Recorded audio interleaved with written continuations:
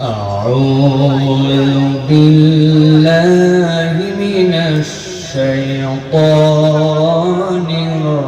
الرجيم بسم الله الرحمن الرحيم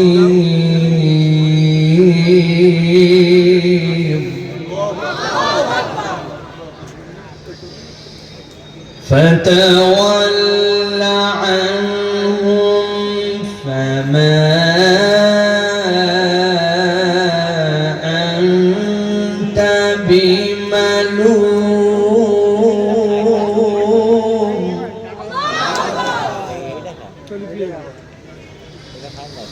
وذكر فإن الذكرى تنفع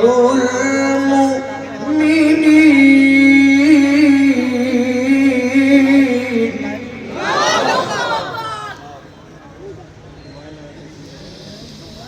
وما خلقت الجن والإنس إلا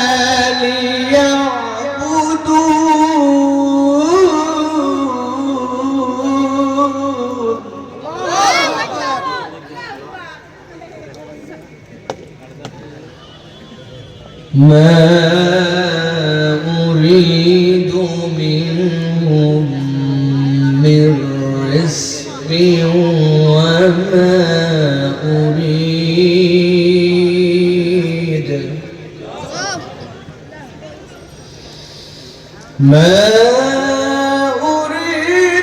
منهم من رزق وما أريد أن يطعمون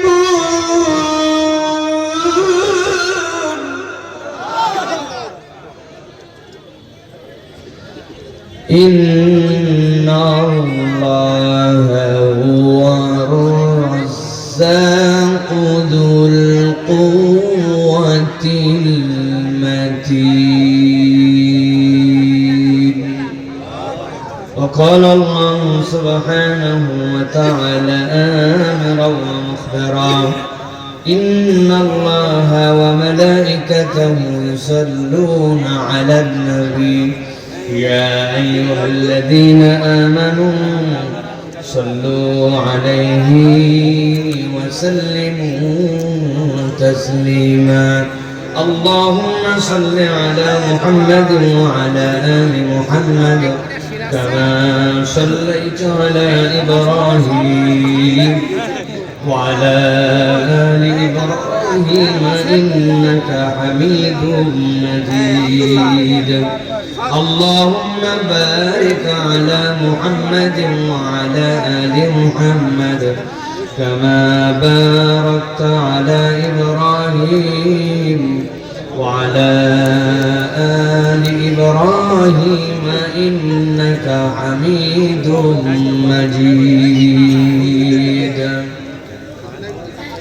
الحمد لله الله رب العالمين কাছে শুকরগুজার হচ্ছি যে আল্লাহ রাব্বুল আলামিন বাংলাদেশের অন্যতম অঞ্চল বেনাপোলের বারপোতা আশরাফুল উলুম মহিউদ্দিন হাফিজিয়া মাদ্রাসার উদ্যোগে আজকের 28তম বাৎসরিক তাফসীরুল কোরআন মাহফিলে এই শীতের রাতকে উপেক্ষা করে মাটির বিছানাকে গ্রহণ করে আল্লাহ রাব্বুল আলামিনের সন্তুষ্টির জন্য আজকের এই কোরআনের মাহফিলে আমাদেরকে আসার বসার তৌফিক যোগ্যতা সুস্থতা মন মানসিকতা পরিবেশ পরিস্থিতি দান করলেন সেই আল্লাহর কাছে আমরা কালেমাতুশ শুকর আদায় করছি সকলে আনন্দ চিত্তে বুলন্দ আওয়াজে আল্লাহকে খুশি করার জন্য পড়ছি আলহামদুলিল্লাহ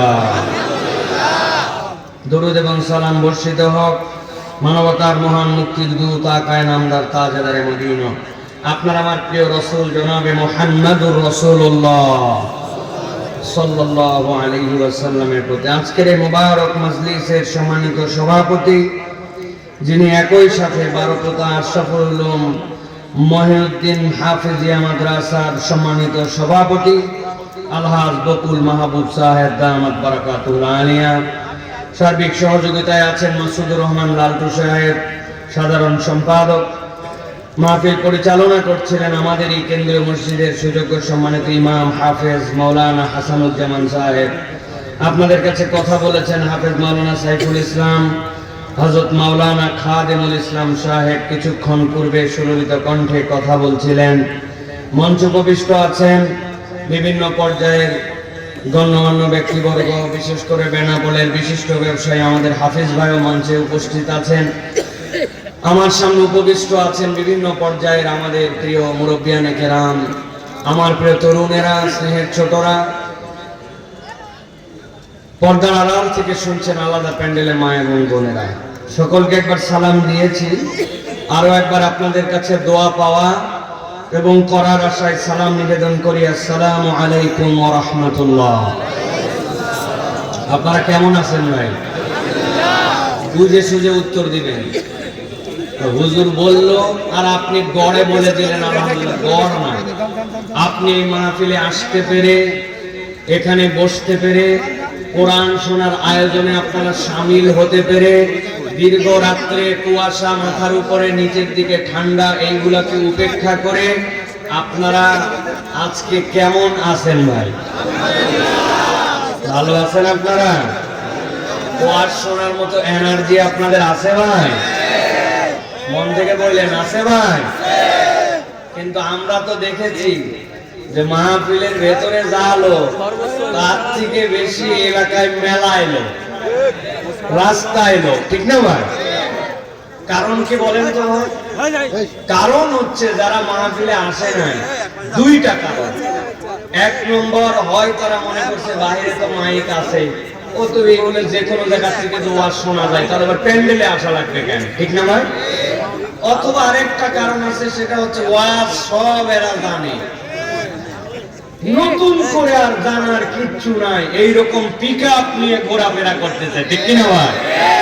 কিন্তু যারা পিকআপ নিয়ে ঘোরাফেরা করে, এরকম অনেক তরুণ যুবক আছে, 18 বছর 17 বছর বয়স, পরে ঠাইসে ধরে বলছে নাই গোসলের ফরজ কয়টা বল। দেখবেন চিন্তা করছে যে জিন্সের প্যান্ট লাগাইছে, যে গেঞ্জি আর যে বুট, হাতের মধ্যে যে অ্যান্ড্রয়েড মোবাইল, এখন যদি কিছুই না বলি তাহলে কেমনে হয়? পিকআপ দিয়ে বলছে 3টা। ধরছেন ঠাইসে বল কি কি গোসলের ফরজ। দেখবেন ও ঘাবড়ায় যায়, বলতেছে আজকে তো যদি ধরা খায় যায় তাহলে তো বিপদ, এজন্য বলতেছে জানা আছে। আরে কি জানা আছে বলবি তো? বলতেছে হুজুর 3টা গোসলের ফরজ, লুঙ্গি, বদনা, গামছা। আপনারা যারা হাসলেন তারা কম বেশি জানেন, কিন্তু এরকম অনেক লোক আপনি এই জায়গায় খুঁজে পাবেন যারা নামাজের ভিতরে ফরজ কয়টা জানে না, বাইরে ফরজ কয়টা জানে না, বিরাট পিকআপ নিয়ে ঘুরে বেড়ায়, এলাকার অমুক দায়িত্বশীল তমুক দায়িত্বশীল, কিন্তু ওনাকে যদি দোয়ায় কুনুত ধরা হয় মুরব্বী ঘাবড়ায় যাবে, ঠিক কিনা? সানার অর্থ ধরছে চাচা, সানার অর্থ বলেন বলছে বেয়াদব, তোর বাপের বিয়ে পড়াইছে আমি, আর তুই আমারে সানার অর্থ বলিস। আসলে কিন্তু জানে না, কিন্তু পিকআপ নাই 100 আছে কিনা? এরকম লোক আছে বা? হয় তারা মনে করেন যে চিন্তা করছে ওয়াজ শুনে গেলাম, এই জন্য আসে নাই, অথবা তাদের সব জানা। এখন কোন দলে এটা আপনাদের ব্যাপার প্রিয় ভাইরা, কিন্তু আমরা যারা এখানে এসেছি বুঝে থাকলে বলেন, এই কোরআনুল কারীমের আয়োজনে আসলে আমাদের লাভ আছে না নাই? বুঝে বলতে হবে, আছে না নাই? কি লাভ আছে? এই যে আমরা কোরআনুল কারীম শোনার জন্য আসলাম, আমি আমার ভাষায় বলি এইগুলা মানুষের বাতিতে তেল আছে। আপনাদের বেনাপোলে কি বলে জানি না, আমাদের ঢাকায় বলে কুপি বাতি। চুলা ধরানোর আগে পলতা দিয়া সুন্দর মাটির এক ধরনের বাতি থাকে, যেটা ধরায়া ওইখান থেকে খড়, ওইখান থেকে পোয়াল, ওইগুলা দিয়ে চুলা ধরায়। আপনাদের এলাকাটাকে কি বলে ভাই? হ্যাঁ, লম্প। এই যে আমার সভাপতি সাহেব ঠিক লম্প বাতি আছে না ভাই? বুঝে থাকলে বলতে হবে। একজন লম্প বাতি ধরাইছে, ধরানোর পর খানিকক্ষণ পরে দেখে খালি উপর দিয়ে ধোঁয়া মারে আর লাল আগুন বের হয়, আবার খানিকক্ষণ পর দপ দপ দপ দপ দপ দপ করে। বুঝলে বলেন লম্পবাতিতে কি নাই? আপনাদের কি লজ্জা লাগে নাকি? বলেন কেরোসিন নাই, কি নাই? বলেন মাল নাই, মাল নাই, কি নাই? এখন খালা বলছে যে মাল আছে কিনা আছে চেক পরে করা যাবে, আগে বাতি একটু টান দে। আবার একটু বাতি টান দিয়েছে, খানিকক্ষণ পর দেখে আবার শোলটা পুড়ে যায়, বাতি দপ দপ করে, তার মানে ভিতরে কি নাই? মাল নাই। এই যে আমার শ্রোতারা মোটামুটি জমে গেছে। হ্যাঁ, কি নাই? এখন যত টানবেন তত বাতির ওই সাথে সাথে পোলটা পুড়ে যাবে, ঠিক না ভাই? আর ভিতরে যদি তেল থাকে একটু হলেও ওইটা জ্বলবে। এটা আমার কথা নয়, আল্লাহর কথা। আল্লাহ বলছেন ওয়া ইযা তুলিয়াত আলাইহিম আয়াতুহু যাদাতুহুম ঈমানা ওয়া আলা রাব্বিহিম ইয়াতাওয়াক্কালুন। বান্দার অন্তরে যদি ঈমান থাকে, কোরআন শুনলে তার ভিতরে আল্লাহ ঈমান বাড়ায় দিবেন, আর আল্লাহর প্রতি বান্দা ভরসাকারী হবে। যার ভিতরে ঈমান আছে তার ঈমানই বাড়ে, আর যার ভিতরে ঈমান নাই সে মাহফিলকে পছন্দ করে না, ঘোরে, ঠিক কি না? কথা ক্লিয়ার? বাস, আর বেশি লোক দরকার নাই। এ কয়টা লোক হলে ইনশাআল্লাহ যথেষ্ট। ইনশাআল্লাহ রব্বুল আলামিন কিয়ামতের দিন যায় বলবে না কত লোক নিয়ে তুমি ওয়াজ করছিলে, তাই নাকি ভাই? আকিস ফাউন্ডেশনের মাহফিলে আসছিলাম 10 লাখ লোক, 15,500 স্বেচ্ছাসেবক। আল্লাহ রব্বুল আলামিন জিজ্ঞাসা করবে কিসের বেনাপোলের মাহফিল? আগে আকিস। হে ভাই, আরে কিসের আন্দাজে এগুলা ছোটখাটো জুমা? আমি তো 27 তারিখে পেকুয়ায় প্রথম জুমা পড়াইছি, চিটাগাং আজারি ভাইয়ের সাথে প্রথম মাহফিলে 15 লক্ষ লোক জুমাতে নামাজ পড়ছে। অত বাবা বেনাপোল বাদ, আগে পেকুয়া। আমি একবার হজে ছিলাম, তার 10-12 বছর আগে, কম বেশি হতে পারে, আল্লাহু আলাম। হজে থেকে ফেসবুক খুলছি, একদিন খুলে দেখি গাবতলির হাটে একটা গরু। এই গরু দাম হচ্ছে 15 লক্ষ টাকা। তা আমি তো 15 লাখ টাকার গরু কেনার সামর্থ্য রাখি না। তা আমি চিন্তা করছি যদি আমি দেশে থাকতাম তাহলে অন্তত আমার বাড়ির থেকে মাত্র 5 টাকা গাবতলির হাট ভাড়া, আমি অন্তত গরুটা দেখতে যাইতাম। পরে শুনে গরু বিক্রি হয়েছে 15 লাখ। যেই লোক কিনছে গুলশানের, ওই লোক ওই গরু গাড়ি ভাড়া করছে একটা ট্রাক 30,000 টাকা। ওই দিনই ধরেন একটা লোক গাবতলির হাটে আসছে, গত বছর নিয়ত করেছিল ভ্যানওয়ালা, আল্লাহ মাশাআল্লাহ আগামী বছর এটা কুরবানি দিব। অনেক কষ্টে টাকা পয়সা গুছাতে কুরবানির আগে টাকা হিসাব করে দিচ্ছে 11,500। 11,500 নিয়ে ছাগল কিনতে গেছে, যাইয়া দেখে জেতা ছাগল হয়ই না, ঠিক না ভাই? কোন রকম একটা ছাগল কিনছে, দাঁত দেখে কিনে টিনে লজ্জায় নিজের কোমরের গামছা খুলে উপর দিয়ে ঢাকায় নিয়ে গেছে, যাতে মানুষজন যদি টিটকারি করে বলে মরা ছাগল কুটতে নেই। মাঝে মাঝে আমরা বলি না ভাই, বুঝে থাকলে বলেন। কুরবানির দিনে 15 লক্ষ টাকার গরু, 30,000 টাকার ভাড়া, গুলশানে চলে গেছে, আর 11,000 টাকা মাত্র ছাগল। আল্লাহ ফেরেশতা পাঠাইছে, যাও কুরবানির দিনে আগে গুলশানে চলে যাও। তাই ভালো করে বুঝেন, আল্লাহ বলছেন লা ইয়ানালাল্লাহু লুহুমুহা ওয়ালা দিমাউহা ওয়ালাকিন ইয়ানালুহু তাকওয়া মিনকুম। আল্লাহ রাব্বুল আলামিন চাইলে গুলশানও কবুল করবে, আল্লাহ চাইলে 11,000ও কবুল করবে। আল্লাহ লোক দেখে না, আল্লাহ সংখ্যা দেখে না, আল্লাহ আয়োজনের বরত্ব দেখে না, আল্লাহ দেখে অন্তর নিয়ে কয়জন আল্লাহর জন্য আসছিল, ঠিক কি না? আপনারা টেনশন নিয়েন না, আমি যা কথা বলবো নিয়ত করছি, ওই কথা যদি খালি মাইকালা থাকে তাও পুরা কমপ্লিট করে যাব ইনশাআল্লাহ। আল্লাহ যেন আমাদেরকে কোরআনের আয়োজনে আসার তৌফিক দান করে, বলেন আল্লাহুম্মা আমিন। প্রিয় ভাইরা, এই যে আমরা আসলাম কি লাভ? আল্লাহ রাব্বুল আলামিন বলছেন ফাতাওয়াল্লাহুম ফামা আনতা বিমালুম ওয়াযাক্কির ফাইন্নাদ যিকরা তানফাউল মুমিনিন। আল্লাহ বলছেন নবী, লাভ লোকসানের হিসাব আপনি বুঝবেন না, আপনার উম্মতের মাথায় কুলাবে না, কিন্তু আমি রব্বুল আমিন ঘোষণা দিলাম ফাযাক্কির ফাইন্নাদ যিকরা তানফাউল মুমিনিন। তুমি আল্লাহ রব্বুল আলামিনের জিকির পৌঁছায় দাও, আমি আল্লাহ ওয়াদা করলাম আল্লাহর এই জিকিরের দ্বারা ঈমানদারদের উপকার হবে। সুবহানাল্লাহ। ভালো করে গভীর মনোযোগে খেয়াল করেন, আমার দিকে তাকান। আল্লাহ রাব্বুল আলামিন বলছেন ফাযাক্কির ফাইন্নায যিকরা তানফাউল মুমিনিন। আপনার আমার ধারণা কোরআন পড়লে কি লাভ, কোরআন শুনলে কি লাভ? সর্বনিম্নটা যেন একটা অক্ষর পড়লে 10টা সওয়াব হয়, কিন্তু আল্লাহ রাব্বুল আলামিন এই জায়গায় তানফাউ শব্দ ব্যবহার করেছেন। আল্লাহ এই জায়গায় খাস করেন নাই, আম করেছেন। বান্দা তার জীবনে যত সমস্যা, যত ধরনের বিপদ, যত ধরনের প্রয়োজন, আল্লাহর কোরআনের পক্ষে থাকলে, এই জিকির শুনলে, আল্লাহ বলতেছেন আমি রব্বুল আলামিন খাস করি নাই, আমি চাইলে বান্দার জীবনের যত সমস্যা এই কোরআনের জিকির দ্বারা সমাধান করে দিতে পারি। মানুষের 5 ধরনের চাহিদা থাকে, গভীর মনোযোগে খেয়াল করেন। 1 নম্বর চাহিদা তার অসুস্থতা, সুস্থতা চাই। 2 নম্বর চাহিদা তার রিজিকের টানাটানি, রিজিকের সমস্যা দূর হোক। 3 নম্বর পরিবারে অশান্তি, তার পরিবারের মধ্যে শান্তি ফেরত আসুক। 4 নম্বরে ওই লোকটার সামাজিক সম্মান নাই, ওই লোকটার সামাজিক সম্মান পাক। 4 নম্বরে তার উত্তর প্রজন্মের জন্য অর্থনৈতিক নিরাপত্তা চাই। মানুষের যাবতীয় চাহিদা এই 5টার মধ্যে আল্লাহ ঢুকায় ফেলেছেন। আল্লাহ বলছেন, নবী বলেন, বান্দা যদি কোরআনের পক্ষে থাকে, আমি চাইলে ওই কোরআনের জিকির দ্বারা তার সব ধরনের সমস্যার সমাধান করে দিতে পারি। 3টা আয়াত বলবো, এরপরে ঠান্ডা মাথায় আমার দিকে গভীর মনোযোগে খেয়াল করবেন। একটা একটা করে কথাগুলো ভিতরে আগে ঢুকায় নেন, ভালো করে বোঝেন। আল্লাহ বলছেন এরপরে কি আয়াত, গভীর মনোযোগ। আমি জিজ্ঞাসা করবো, আবার উত্তর দিবেন। আল্লাহ বলছেন ওয়ামা খালাকতুল জিন্না ওয়াল ইনসা ইল্লা লিয়াবুদুন। আল্লাহ বলছেন আমি দুনিয়াতে যত মানুষ আর যত জিন সৃষ্টি করেছি সবগুলো আমার ইবাদতের জন্য আল্লাহ সৃষ্টি করছেন।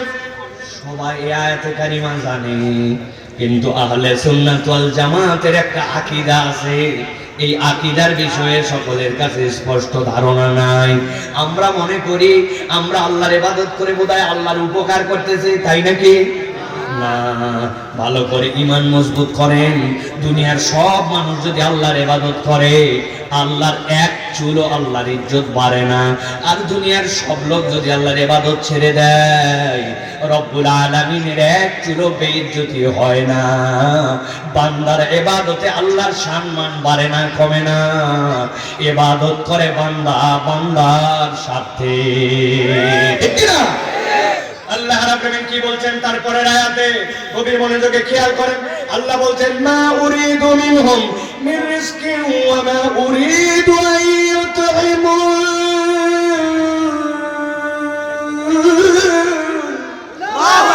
আল্লাহ বলছেন দুনিয়ার মানুষ, আমি তোমাদের কাছে কোনো রিজিকের প্রত্যাশা করি না, আর আমি তোমাদের কাছে খাদ্যও চাই না। আল্লাহ বলছেন এরপরে ইন্নাল্লাহু ওয়ার রাজ্জাকু যুল কুওয়াতিল মাতিন। তোদের কাছে রিজিক চাই না, বরং আল্লাহ রাব্বুল আলামিন অমুখাপেক্ষী, আল্লাহ রাব্বুল আলামিন তাবৎ মাখলুকের জন্য অসীম রিজিক দাতা, ঠিক না? কথা ঠান্ডা মাথায় এবার বুঝেন। আল্লাহ রাব্বুল আলামিন যে রাজ্জাক, এই বিষয়ে আমাদের কোনো সন্দেহ আছে? যারা বললেন না, আমাদের কি কোনো সন্দেহ আছে? কিন্তু আমাদের বুঝের মধ্যে ঘাটতি আছে।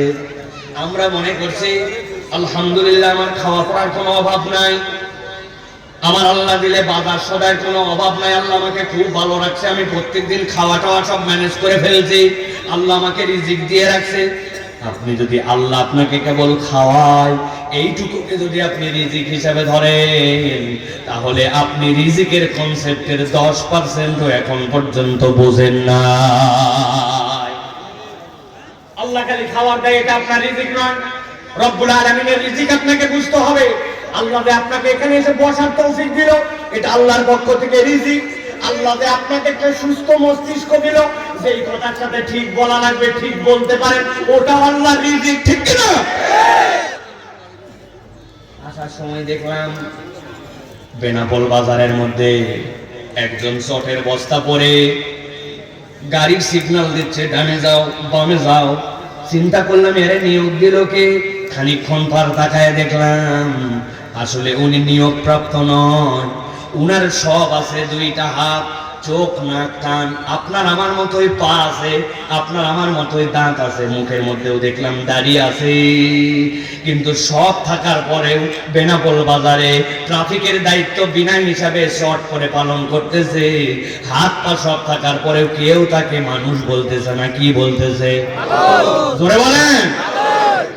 তাহলে আপনাকে রব্বুল আমিন যে সুস্থ মস্তিষ্ক দিলেন, এটা আল্লাহর পক্ষ থেকে রিজিক। বান্দা যদি একবার রিজিককে চিনতে পারে, তাহলে রব্বুল আলামিনের ইবাদত করতে তার আর কোনো অপেক্ষা করার কারণ থাকতে পারে না। আমি আপনাদের কাছে জিজ্ঞাসা করি, আমার প্রিয় ভাইয়েরা, বলেন তো আপনারা বাথরুমের ভিতরে এসে যান, বাথরুমের ভিতরে কি আপনারা খালি পায়ে যান না স্যান্ডেল ব্যবহার করেন? হঠাৎ করে একদিন আপনার ওয়াইফ, আপনার বাড়িয়ালি আপনাকে বলছে, শোনেন, বাজার থেকে আসার সময় এক জোড়া স্পঞ্জের স্যান্ডেল আনবেন। বলছে, কার আবার স্যান্ডেল ছিঁড়লো? বলে, কারো স্যান্ডেল ছিঁড়ে নাই, আমাদের বাথরুমের ভিতরে যে স্যান্ডেল, আব্বা গেছিল, আমি গেছিলাম, উমুকে গেছিল, যাওয়ার সময় দেখি পা পিছলাই গেছে, আর একটু হলে গেছিলাম, স্যান্ডেলের তলা খোয়াই গেছে, স্যান্ডেল একটা নিয়ে আসবেন। বলে কিনা? আমি আপনাদের কাছে জিজ্ঞাসা করব, বাথরুমের ভিতরে যাই কি আপনারা কুচকাওয়াজ করেন, দৌড়াদৌড়ি করেন? বাথরুমের ভিতরে কয় ধাপ নড়াচড়া করেন? বাথরুমের ভিতরে সর্বোচ্চ আপনি ঘোরাফেরা করেন 10 ধাপ। বাথরুমের ভিতরে থাকেন আপনি 10 মিনিট। কিন্তু 6 মাস না যেতে বাথরুমের স্যান্ডেলটার তলা ক্ষয় যায়, পিছলা হয়ে যায়। কিন্তু কখনো ভেবে দেখলেন না, আপনি জন্মের পরের থেকে আপনি যতক্ষণ থাকেন আপনার জীবনে, এর 90% সময় আপনি জুতা স্যান্ডেল কিছুই পরেন না, খালি পায়ে থাকেন। পুরা বাড়ি খালি পায়ে ঘোরেন, মাহফিলের প্যান্ডেলে খালি পায়ে ঢুকছেন, মাঠে খালি পায়ে কাজ করেন, ছোটবেলায় খালি পায়ে দৌড়ালেন। আপনার মাত্র 10 ধাপ দেওয়া লাগে যেই বাথরুমে, 6 মাসে আপনার পায়ের তলার স্যান্ডেলটাই ক্ষয় যায়। কিন্তু আমার 70 বছরের জীবনে আমার পায়ের চামড়ার তলা কোনোদিন ক্ষয় গেল না। যদি পায়ের তলা খোয়াতো, আমার সভাপতি সাহেবের বয়স কত হবে? 60 বছরের মতো। এতদিন ওনার কোমর গোড়ার কথা, আর কতগুলা 70 বছর পার হয়ে গেছে, ওইগুলা খালি বেনাপোল বাজারে কাল্লা ঘোরার কথা। ঠিক কিনা? আপনি আল্লাহকে রাজ্জাক হিসেবে চিনতে পারেন নাই। রব্বুল আলামিন আপনার কেমন রাজ্জাক আপনি কল্পনাও করতে পারেন নাই। আল্লাহ এই জন্য বলছেন, ইন্নাল্লাহা হুয়ার রাজ্জাকু যুল কুওয়াতিল মাতিন। বান্দা তোর রব হচ্ছেন এমন রাজ্জাক যাকে কারো কাছে মুখাপেক্ষী হতে হয় না। দুনিয়ার সব প্রাণী তার রিজিকের মুখাপেক্ষী। ঠিক না? যুবক, ভালো করে বোঝো, ভালো করে বোঝো, দিল দিয়ে কথা বলা শোনো। আল্লাহ রব্বুল আমিন তোমাকে আমাকে বলি কিছুই দেয় নাই। রব্বুল আমিন আমাকে কি দিল? কিছুই খুঁজে পেলাম না। আমার সাথে একজন আসছে, হুজুর আপনার সাথে একটা সেলফি তুলবো। আয় ভাই আয়, তাড়াতাড়ি তুলে বিদায় হ। মোবাইল হাতে নিছে, মোবাইল হাতে নিয়ে সাপ দেয়, উঠে না, আবার সাপ দেয়, উঠে না, উঠে না। খানিকক্ষণ পর মেজাজ খারাপ হয়ে গেছে, কি রে মোবাইলে আসলাম আর হুজুরের সাথে ছবি ওঠে না। লেখা উঠছে, there is insufficient memory card, if you want any new picture please delete something from your device। ওই ছেলে বলতেছে 256 জিবি, মরার আর সময় পেল না। হয় কিনা? মোবাইলের মেমোরি ফুল, আপনি আর কথা বলতে পারতেছেন না, ছবি তুলতে পারতেছেন না। ভালো করে খেয়াল করেন, আপনার মোবাইল যেটাতে আপনি ভিডিও করেন, ছবি তোলেন, অথচ জায়গা ফুল হয়ে যায়। আপনি আমি দুনিয়ার বুকে আসলাম, জন্মের পরের থেকে দেখতে শুরু করলাম, ওই চোখ দিয়ে দেখেই যাচ্ছে, না বুঝে বুঝে বুঝে বুঝে দেখা শুরু করলাম 6-7 বছর বয়স থেকে। কান দিয়ে শুনলাম, যা শোনা লাগবে তাও, যা শোনা লাগবে না তাও শুনলাম। 60-70 বছর বয়স হয়ে গেল। এলাকায় কোনোদিন আপনাদেরকে বলছে নাকি, your brain's memory is already full, please delete something from your head? চাচা, আপনার ব্রেনে আর পর্যাপ্ত মেমোরি নাই, আপনার ব্রেন থেকে কিছু মেমোরি ডিলিট করেন, বলছে নাকি কোনোদিন? বিজ্ঞান বলতেছে, if anybody, any human being alive in this universe 1000 years, Without a single second of sleep, he or she can spend only 5% of his brain's capacity. এই পৃথিবীতে একটা মানুষ যদি 1000 বছর বাঁচে, 1 সেকেন্ডও যদি না ঘুমায়, অনবরত যদি দেখতে থাকে আর শুনতে থাকে, আল্লাহ ব্রেনের মধ্যে যে মেমোরি দিলেন তার মাত্র 5% 1000 বছরে শেষ করতে পারবে। আল্লাহ এরকম একটা অসীম মেমোরি আপনাকে ঢুকায় দিয়েছেন। আল্লাহ বলছেন, আমি রাজ্জাক বান্দা, তুই আমাকে এখনো চিনতে পারিস না। ঠিক না? রব্বুল আলামিন ওই রাজ্জাক। এবার ভালো করে খেয়াল করবেন, 3টা আয়াতে কারিমা বলেছিলাম, এবার একটু পিছন থেকে আগাবো যাতে করে আপনি একটু মাথার মধ্যে ঢুকাতে পারেন। ভালো করে খেয়াল করেন, আল্লাহ আল্লাহর পরিচয় দিচ্ছেন, ইন্নাল্লাহা হুয়ার রাজ্জাকু যুল কুওয়াতিল মাতিন। আল্লাহ বলছেন, আমি হচ্ছে সেই রব যিনি অমুখাপেক্ষী কিন্তু রাজ্জাক। আল্লাহ তার আগের আয়াতে বলছেন, মা উরিদু মিনহুম মির রিজকিন। আল্লাহ রাব্বুল আলামিন তোমার কাছ থেকে রিজিক চান না, আল্লাহ তোমার কাছ থেকে খাবার চান না। আল্লাহ তার আগের আয়াতে বলতেছেন, ওয়া মা খালাকতুল জিন্না ওয়াল ইনসা ইল্লা লিয়াবুদুন। আমি জিন আর ইনসানকে আমার ইবাদতের জন্য সৃষ্টি করেছি।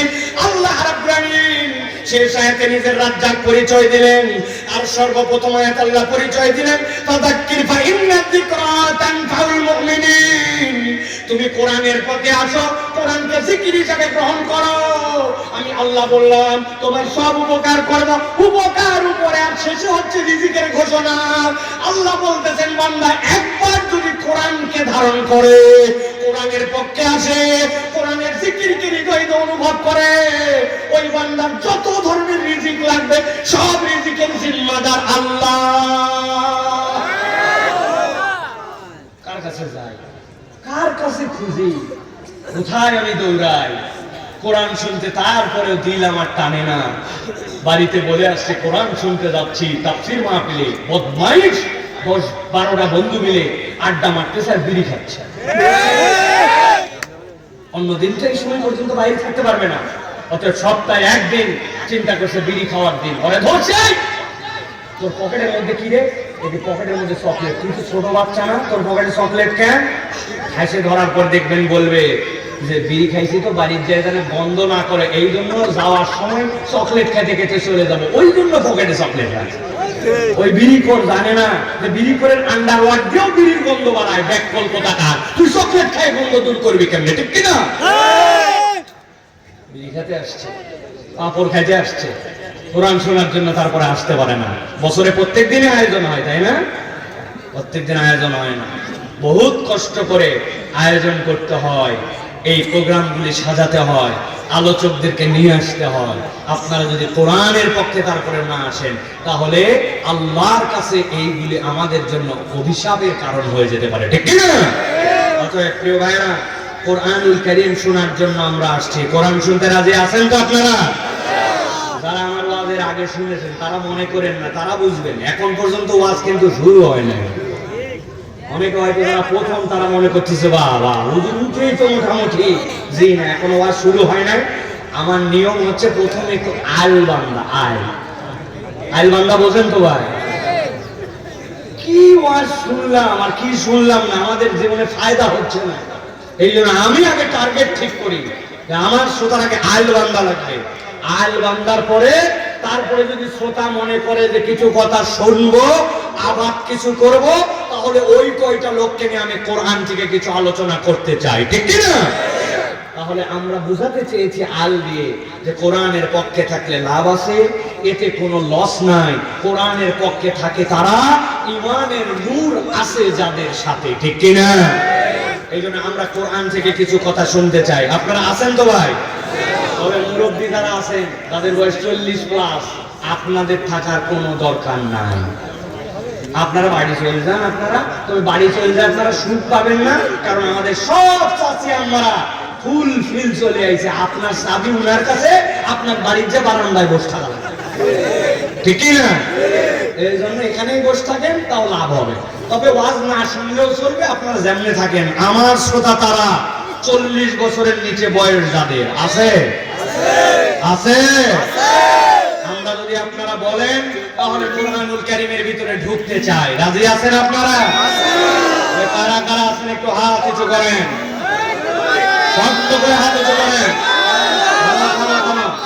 হাত নামাও, আগে ক্লিয়ার করি, বারপোতা অঞ্চল, এটা না বারপোতা, বারপোতা অঞ্চলের আগে মানুষের সাথে আমার একটা বোঝাপড়া আছে 40 সেকেন্ডে। সেটা হচ্ছে ভাই, এই অঞ্চলে যদি বলা হয় ভাই আপনারা হাত সোজা করেন, তার মানে হচ্ছে এরকম, অথবা হাত সোজা করেন মানে চাদরের ভিতর থেকে এরকম, অথবা হাত সোজা করেন মানে এরকম, এরকম ভাই। যদি হাত সোজা করেন মানে এইরকম হয়, তাহলে হাত এইরকম করে সোজা করা হয়, পারবেন ইনশাআল্লাহ? তবে তারা হাত সোজা করবেন না যাদের মোবাইল শেষ, গিরিজ না। অনেক মুরব্বী থাকতে পারে গিরিজ শেষ, মোবাইল শেষ, এখন উনি উঠাবে না হাজার বললেন, তারা বাদ। কিন্তু যাদের মোবাইল গিরিজ আছে তারা সবাই যেরকম করে সোজা করতে বললাম এইরকম করে একটা সোজা করো। বসেন সবাই, আচ্ছা করেন, করেন, বসেন বসেন বসেন। আর একটা কষ্ট দিব, একবার হাত নামা। এবার আমরা একসাথে সবাই একটু হাত তুলবো, আর ডানে বামে একটু তাকায় দেখে নিব কারা কারা উঠাতে পারতেছে না। পারবেন না ইনশাআল্লাহ? আর যারা আমার দাঁড়ায় আছে ভাইরা, এই ভাইরা যদি ভিতরে বসে আপনারা বসতে দিবেন? বুঝে বলেন, আন্দাজে ঢুকবে আর আপনারা পরে অপমান করবেন তা কিন্তু হবে না। তাহলে ডাক দেন, ডাক দেন, ওদের ডাক দেন, দেখি আপনাদের কথা শুনে কিনা, দেখি। হ্যাঁ আসেন, ডাক দেন দেখি আপনাদের কথা শোনে কি শোনে না। ভাই এদিকে তারা ভিতরে ডাক দেন।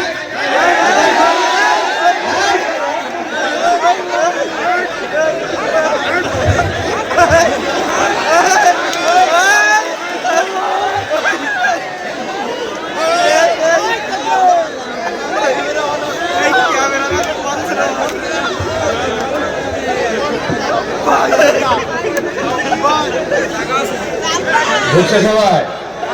ওদের উপর আমার অধিকার আছে, সব আমার ইয়াং ছেলে পেলে, ঠিক না? আমি বড় ভাই, ঠিক না? আপনারা মুরব্বীরা কিচ্ছু করতে পারেন নাই, ওই 17 বছরের জঞ্জাল আমরা খেদাইছে। বসো, ভিতরে আসো। এবার হাত সোজা করতে পারবেন? আমি সেই ছেলে, স্টেজ থেকে নামে লাঠি দিয়ে পিছনে ঠান্ডা করে তারপর ওয়াজ করতে আসি। আমি এখানে ওয়াজ করার জন্য বক্তা না, টাকা কামাই করার জন্য বক্তা না, আমার হিসাব ভিন্ন আছে। টাকা এমনি দেয় আল্লাহ আমাদেরকে, আলহামদুলিল্লাহ। হাত সোজা করেন সবাই, এবার করছেন সবাই? ডানে বামে তাকায় দেখে নেন, এবার সোজা হয়েছে? ডানে বামে তাকান, সবগুলো সোজা হয়েছে না? শক্ত করেন, পেছন দিকে টোটানো দেন, এবার একটু সামনে দিকে দেন, এবার একটু ডানে, এবার একটু বামে দেন। মাশাআল্লাহ, হাত সোজা করেন। এবার হাতটা একটু নড়াচড়া দেন, নড়াচড়া দেন জোরে জোরে। এবার একটু শক্ত করে সোজা করেন, শক্ত সোজা সোজা। হ্যাঁ, এবার রিল্যাক্স করে বসেন, আরাম করে বসেন, হাত নামাতে বলি নাই। হাত সোজা করেন। এবার গলাটা একটু পরিষ্কার দেন। এতগুলা লোক বলে গলা পরিষ্কার, ভালো করে হ্যাঁ, পেছনে শক্ত করছেন। এবার বুক বরাবর নেন, এই বরাবর, এই বরাবর নিছেন। এবার আমরা একটা বারপতার ইতিহাস সৃষ্টি করব। এই মাঠে যত মাহফিল হয়েছে আর আপনারা যতবার আসছেন, এই রকম বিরচিত কণ্ঠে, দীপ্ত আওয়াজে, উচ্চকিত শব্দে এর আগে আল্লাহর নামে এরকম হুঙ্কার দেই নাই। এইরকম একটা তাকবীর দিতে চাই, রাজি আছেন আপনারা? যারা পারবেন না তারা বলেন আল্লাহুম্মা আমিন। আমার মুরব্বী, তবে কিছু সলিড মানুষ কিন্তু আছে, তাই না ভাই? আমি দিনাজপুরে গেছি একবার মাহফিলে, যাওয়ার পরে এত পাম দেওয়া দিছি ভাই, একটা তাকবীর দিতে হবে ফাটাফাটি, শয়তান নারাজ করার মতো, আল্লাহকে খুশি করার মতো, এমন পাম পাম দিয়ে আমি স্লোগান দিছি লিল্লাহে তাকবীর। সামনে এক লোক ছিল, উনি উত্তর দিছে আল্লাহ। ওই দিন বুঝছি আমি ভাই, কোনো পাম দিয়ে কাম হবে না, যদি দিল থেকে না আসে তো পাম দিয়ে কাম হবে না। ওই দিন থেকে আর পাম দেই না। এই জন্য আপনাদের কাছে আগেই শুনে নিলাম কারা দিতে পারবেন আর কারা পারবেন না। যারা পারবেন তারা বলেন আল্লাহুম্মা আমিন। এমন একটা তাকবীর দেব যেই তাকবীরের ধ্বনিতে আকাশ বাতাস মুখরিত হবে, গলা থাকলেই কি আর গেলেই কি। রাজি আছেন? এই জায়গায় হাত হবে না, ওই যে হ্যাঁ এই জায়গায় হাত। তাকবীর যখন দেবে লিল্লাহি তাকবীর, হাত দুটো উপর দিকে ছুঁড়ে দিয়ে বলতে হবে আল্লাহু আকবার। পারবেন না ইনশাআল্লাহ? সামনে কিন্তু মারা যাবে না, মারতে হবে উপর দিকে। রেডি তো সবাই? বাহিরে যারা আছে ওরা আগামী 1 বছর পস্তাবে। 1 বছর দরজাটা বন্ধ করে দেন, আর যেন ভিতরে কেউ না ঢোকে। তাড়াতাড়ি দরজা লাগান, নতুন কোন লোক ভিতরে নেওয়া হবে না, ঠিক কিনা ভাই? আমরাই শুনে যাবো ইনশাআল্লাহ। বাইরের সব, আমার সুযোগ থাকলে সব মাইক বন্ধ করে দিতাম বাইরে, একদম সত্যি। খালি মহিলাদের ওখানে একটা মাইক, আর সব মাইক বাইরে বন্ধ, খালি ভিতরে বাজা। রেডি সবাই ভাই? রেডি সবাই? পারবেন ইনশাআল্লাহ? তাহলে দেখি আকাশ বাতাস মুখরিত করার প্রস্তুতি নেন। আমি লিল্লাহি তাকবীর বললে আল্লাহু আকবার বলে হাত ছুঁড়ে দিতে হবে, দিয়ে আবার নামায় নেবেন। রেডি সবাই? দেখি তাকবীর দেন। লিল্লাহি তাকবীর, লিল্লাহি তাকবীর। আল কোরআনের আলো, আল হাদিসের আলো, তোমার নেতা আমার নেতা, তোমার নেতা আমার নেতা, আলেম ওলামা যেখানে, আল্লাহর আইন যেখানে, লিল্লাহি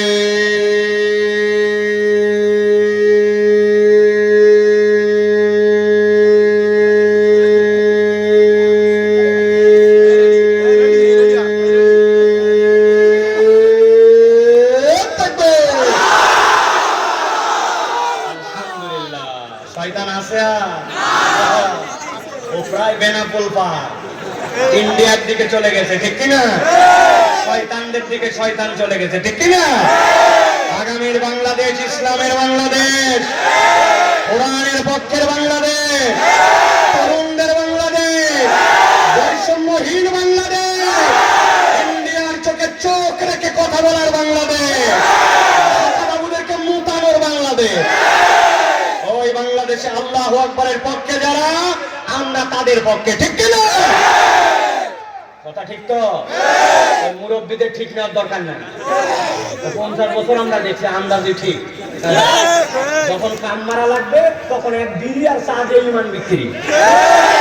অতএব তরুণদেরকে আগায় থাকতে হবে। রেডি তো? মুরব্বীরা মন খারাপ করছে নাকি? আমার কোনো দোষ নাই। আল্লাহ রাব্বুল আলামিন বলছে কোন মুরব্বীকে জান্নাতে নেওয়া হবে না। আল্লাহ যদি মুরব্বী পছন্দ করতো তাহলে আল্লাহ বলতেন যে এদেরকে জান্নাতে নিয়ে সব তরুণদেরকে মুরব্বী বানানো হবে। আল্লাহ এটা বলেনি, ঠিক কিনা? আল্লাহ মুরব্বীদেরকেও তরুণ হিসেবে জান্নাতে নিতে চায়, ঠিক কিনা? মুরব্বীরা আমাদের মাথার তাজ, তাদের জন্য আমরা দোয়া করি, তাদেরকে আল্লাহ দীর্ঘ হায়াত দারাজ করুন। আল্লাহ এই ছায়া আমাদের মধ্যে দীর্ঘ করে দেন। আল্লাহ তাদেরকে আমাদের পথ দেখানোর মতো তৌফিক দেন। কিন্তু আমরা তাদেরকে ধাক্কায়া ইসলামের দিকে রাখবো ইনশাআল্লাহ। রাজি তো যুবক? আল্লাহ কবুল করে বল আল্লাহুম্মা আমিন। প্রিয় ভাইরা, আমরা এখন সরাসরি কোরআনুল কারীমের মধ্যে ঢুকবো। দীর্ঘ সময় হয়ে গেছে, 11টা পার হয়ে গেছে। আমরা এখন কোরআনুল কারীমের মধ্যে প্রবেশ করব। বিতাড়িত শয়তান থেকে আশ্রয় প্রার্থনা করে সমস্বরে সকলে আমরা কোন রকম অলসা জড়তা সবগুলাকে ঝেড়ে ফেলে সকলে আমার সাথে পড়েন আউযু বিল্লাহি মিনাশ শাইতানির রাজীম বিসমিল্লাহির রাহমানির রহিম ওয়াতলু আলাইহিম নাবা الذي آتيناه آياتنا فانسلخ منها فأتبعه الشيطان فكان من الغاوين। আমার আল্লাহ রাব্বুল আলামিন বলছেন, ও আমার হাবিব, আপনার প্রতি এখন যে ওহী দেওয়া হচ্ছে এই ওহীর ভাষাটা হচ্ছে ভিন্ন রকম। ওয়াতলু আলাইহিম, আপনি আপনার উম্মতের কাছে এটা তেলাওয়াত করেন। কিয়ামত পর্যন্ত আর কোনো নবী আসবে না। আপনার কাছে যে দায়িত্ব দেওয়া হলো, কিয়ামত পর্যন্ত একটা সংবাদ আপনাকে দেওয়া হবে, ওই সংবাদটি আপনি আপনার উম্মতের কাছে তেলাওয়াত করে দেন। মুফাসসিররা ব্যাখ্যা করছেন, আল্লাহ কোরআনে 4 ধরনের সম্বোধন করেছেন, খেয়াল করেন। ইয়া আইয়ুহাল ইনসান, ইয়া আইয়ুহান নাস, ইয়া আইয়ুহান নবী, অথবা আল্লাহ নবীকে বলেছেন কুল। যদিও ইয়া আইয়ুহান নাস মানে মানুষ, ইয়া আইয়ুহাল ইনসান মানে মানুষ, কিন্তু কোন মানুষের প্রতি সরাসরি ওহী আসে নাই। ওহী আল্লাহর নবীর মাধ্যম দিয়ে মানুষের কাছে সম্বোধন। তাহলে সম্বোধন যাই হোক না কেন, ওইগুলা নবীর দিকে নিসবত করে আল্লাহ আয়াত অবতীর্ণ করেছেন। কিন্তু আল্লাহ এখানে বললেন ওয়াতলু আলাইহিম, ও আমার হাবিব আপনি তেলাওয়াত করেন। এইটার ব্যাখ্যা করেছেন মুফাসসিরেরা। ইব্রাহিম আলাইহিস সালাম খানায়ে কাবা নির্মাণ করার পরে আল্লাহর কাছে ফরিয়াদ করেছিলেন, ওয়া ইয ইয়ারফাউ ইব্রাহিমুল কওয়াইদা মিনাল বাইতি ওয়া ইসমাঈল রব্বানা তাকাব্বাল মিন্না ইন্নাকা আনতাস সামিউল আলিম। ইব্রাহিম খলিলুল্লাহ দোয়া করছেন, জবিহুল্লাহ ইসমাঈল আমিন আমিন বলছেন। বাইতুল্লাহর বুকে দোয়া করা হচ্ছে, যার জন্য দোয়া করতেছেন তিনি হচ্ছেন হাবিবুল্লাহ, যিনি কবুল করবেন তিনি স্বয়ং আল্লাহ। আল্লাহ বলছেন আপনি দোয়া করেন, রব্বানা ওয়া বা'আস ফীহিম রাসূলাম মিনহুম ইয়াতলু আলাইহিম আয়াতিক। আল্লাহ এমন একটা পয়গম্বর দেন যে উম্মতের কাছে যে কোরআন তেলাওয়াত করবে, আপনার আয়াত তেলাওয়াত করবে, ওয়া ইউযাক্কিহিম ওয়া ইউআল্লিমুহুমুল কিতাব ওয়াল হিকমা। আল্লাহ রাব্বুল আলামিন ইব্রাহিম আলাইহিস সালামকে 2টা সন্তান দিলেন। বড় সন্তানের নাম ইসমাঈল, ছোটজন ইসহাক। হযরত ইসহাক আলাইহিস সালাম থেকে কত পয়গম্বর এসেছেন আল্লাহ ছাড়া কেউ বলতে পারেন না, কিন্তু হযরত ইসমাঈল থেকে মাত্র একজন পয়গম্বর, তিনি আপনার আমার নবী মুহাম্মদুর রাসূলুল্লাহ। সুবহানাল্লাহ। আল্লাহ নবী বলছেন আমি ইব্রাহিম আলাইহিস সালামের ওই দোয়ার ফসল। আল্লাহ বলেছিলেন ওয়াতলু আলাইহিম মিলান, ঠান্ডা মাথায় কথা বলেন। আল্লাহ বলছেন ওয়াতলু আলাইহিম নাবাআল্লাযী আতাইনাহু আয়াতিনা। আপনার কাছে এমন একটা সংবাদ দেওয়া হচ্ছে, যেই সংবাদটা আপনি আপনার উম্মতের কাছে বলেন। আল্লাহ বলছেন সংবাদের ভিত্তিটা কি? আল্লাযী আতাইনাহু আয়াতিনা, আমি একজনকে আমার পক্ষ থেকে আল্লাহর আয়াত দিয়েছিলাম। ফানসালাখা মিনহা, ওই কমবক্ত আমার আয়াত চিনার পরেও বুঝার পরেও মানে নাই, বরং সেখান থেকে সে ইচ্ছাকৃতভাবে মুখ ফিরায় নিয়েছে। আব্দুল্লাহ ইবনে মাসউদ বলছেন এই লোক নবীর সময়ের কেউ নয়, এই লোক ছিল হযরত মুসা আলাইহিস সালামের কওমের। ওই ফেরাউনের সময় লোকটার নাম ছিল বালআম ইবনে আবার। যোগ্যতা কি ছিল বালআম ইবনে আবার? ওই কওমের মধ্যে এমন মুখলেস, এমন আল্লাহর ওলি ছিল, আল্লাহর কাছে খালি দোয়া করতে দেরি, দোয়া কবুল হতে এক মুহূর্ত দেরি হতো না। আল্লাহু আকবার। লোকজন গেছে তার কাছে, যাওয়ার পরে বলছে বালআম আপনি শুনেছেন আমার কওমের মধ্যে মুসা নামে একজন লোক আসছে, বড় ঝামেলা করতেছে, আপনি ওর বিপক্ষে বদদোয়া করেন সে যেন ধ্বংস হয়ে যায়। বালআম বলতেছে না, মুসার ব্যাপারে যতটুকু খবর আমার কাছে আসছে এই লোক আল্লাহর পয়গম্বর হতেও পারে। কি খবর? বলে বগলের নিচে কোন করে হাত ঢুকায়, হাত বের করে দেই না মানুষের দিকে বের করে, হাত দিয়ে এমন আলো বের হয় হাত পুড়ে যায় না, কিন্তু সূর্যের মতো রশ্মি বের হয়ে যায়। আবার যখন মনে করে এটা বন্ধ করা দরকার, বগলের নিচে হাত দেয়, সাথে সাথে সেইটা বন্ধ হয়ে যায়। মাঠের মধ্যে অনেকগুলা দুম্বার পাল নিয়ে যায়, যাওয়ার পরে বেচারি ক্লান্ত হয়ে ঘুমায় যায়, কিন্তু হাতের মধ্যে একটা লাঠি থাকে, ওই লাঠিটা মাঠের মধ্যে এরকম করে গেড়ে দেয়, গেড়ে দিয়ে বেচারি ঘুমায় যায়। দুম্বার পালের থেকে কোনো একটা দুম্বা যদি বের হয়ে বাহির দিকে দৌড় দিতে লাগে, একা একাই সাথে সাথে লাঠিটা উঠে যায়, পিটায়া দুম্বা ভিতরে নিয়ে এসে লাইন মতো ঢুকাই দেয়, আবার ওই লাঠি দাঁড়ায় যায়। দুনিয়ার যত জাদুকর থাক, জাদুকরের জাদু জেগে থাকলে ঠিক থাকে, ঘুমায় গেলে শেষ হয়। এই লোক জাদুকর নয়, জাদুকর হইলে ঘুমানোর পরে লাঠি কাজ করার কথা নয়। ওই লাঠি আমরা বড় বড় শাবল দিয়া পাথর দিয়া পাথর ভাঙতে পারি না, সে একবারই মারে পাথর ভেঙে যায়, আরেকটা পাথর বের হয়, আবার বাড়ি মারে, পাথর ভেঙে যায়, আরেকটা পাথর বের হয়, আবার দেই না বাড়ি দিছে, ভিতর থেকে ছোট্ট একটু একটা পিঁপড়ার মতো একটা প্রাণী বের হয়েছে, মুখের মধ্যে খাদ্য। সে সাথে সাথে বলতেছে, জেনে রাখো মুসা, আমার রব আমাকে ভুলে নাই, ইন্নাহু ইয়ারযুকুন, নিশ্চয় সেই রব আমাকে 3 পাথরের ভিতরেও খাদ্য আমার ঠোঁটে পৌঁছায়া দেয়। সেই লোক এইগুলা করে, তার বিপক্ষে আমি কেমনে দোয়া করি? লোকজন সাথে সাথে বালামকে বলে, না মিয়া তোমার ওয়াজ শোনার জন্য আমরা আইছি নাকি? তোমার কাছে দোয়া করার জন্য আইছি, মুসার বিপক্ষে তুমি ওয়াজ শোনাও, এগুলো ওয়াজ আমাদের জানা আছে, আমরা কেবল আমাদের স্বার্থে আসি নাই, তোমারও স্বার্থে আসছি। কি স্বার্থ? বলে মুসা যদি এই কাজ করে আর ভেলকি দেখায়, তোমার দপ্তরে মিয়া মানুষ আসবে না, তখন তার কাছে মানুষ লাইন লাগাবে, তোমার কাছে কেউ কথা শুনতে আসবে না, হাদিয়া তো বাঁচবে না, তোমার খামখা চলবে না মিয়া, তোমার স্বার্থে আনছি, ওকে যদি ধ্বংস করে দাও তুমি একাই পাম। পাম্পটটি গিলে নিছে, গিলে নিয়ে আল্লাহর কাছে দোয়া করছে, আল্লাহ মুসাকে ধ্বংস করে দাও। আল্লাহ বলছেন যেই নাই দোয়া করেছে, আল্লাহ আয়াতে কারিমা অবতীর্ণ করেছেন, নবী খবর দেন, আল্লাযী আতাইনাহু আয়াতিনা, সেই ব্যক্তির কাছে আয়াত দেওয়া হয়েছিল, আয়াতটা সে চিনত, কিন্তু অপরাধ একটা করে বসলো, ফানসালাখা মিনহা, সে চিনে বুঝেও আল্লাহর আয়াত থেকে মুখ ফিরায় নিল। আমি আপনাদের কাছে জিজ্ঞাসা করতে চাই, আমাদের সমাজে এরকম মানুষ আছে কিনা যারা আল্লাহর আয়াত চিনে, ফরজ জানে, হারাম জানে, কিন্তু তারপরেও জেনে বুঝে আল্লাহর আয়াত থেকে মুখ ফিরায়? দেখেন তো, আমি একটা লোককে চিনাই দেই, আপনাদের এলাকায় আছে কিনা এরকম? 28 রমজান 29 রমজান ঢাকা থেকে রওনা হয়েছে, বেনাপোলে ঈদ করার জন্য আসবে, গাড়িতে কোনো সিট না, অনেক কষ্ট করে ভিতরে ঢুকছে, ঢোকার পরে রড ধরে দাঁড়াইছে, পা ফেলার জায়গা নাই, গাদাগাদি লোক।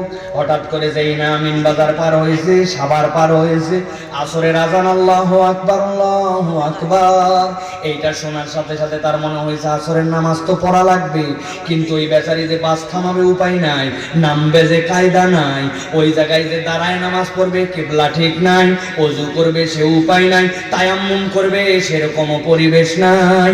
ওই লোক তরপাতে তরপাতে আসরের ওয়াক্ত পার হয়ে গেছে, মাগরিব এসে গেছে, বুঝে থাকলে উত্তর দিবেন, না বুঝলে চুপ করে থাকবেন।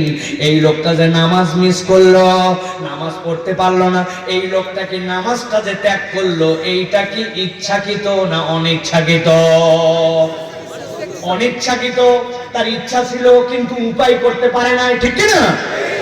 কিন্তু আপনাদের এই এলাকায় এরকম লোক আছে কিনা, আসরের আজান হয়ে যায়, মসজিদের পাশে ক্যারাম বোর্ড খেলে, মোবাইল খেলে, চায়ের দোকানে আড্ডা দেয়, মাঠে কাজ করে, কোনো অজুহাত নাই, কিন্তু তারপরেও নামাজ বাদ দেয়, নামাজ পড়ে না। এখন সুযোগ থাকার পরেও যেই লোক নামাজ বাদ দিল, এই লোকটা কি নামাজ অনিচ্ছায় বাদ দিছে না ইচ্ছায়?